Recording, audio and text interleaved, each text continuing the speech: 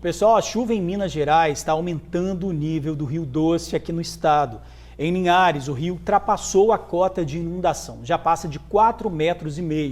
Por conta disso, a prefeitura já disponibilizou um abrigo provisório, caso as famílias ribeirinhas sejam atingidas.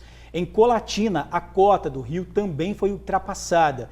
De acordo com a Defesa Civil, por enquanto, não há registro de moradores que tenham sido obrigados a sair de casa, tá? O órgão continua monitorando o rio nas duas cidades.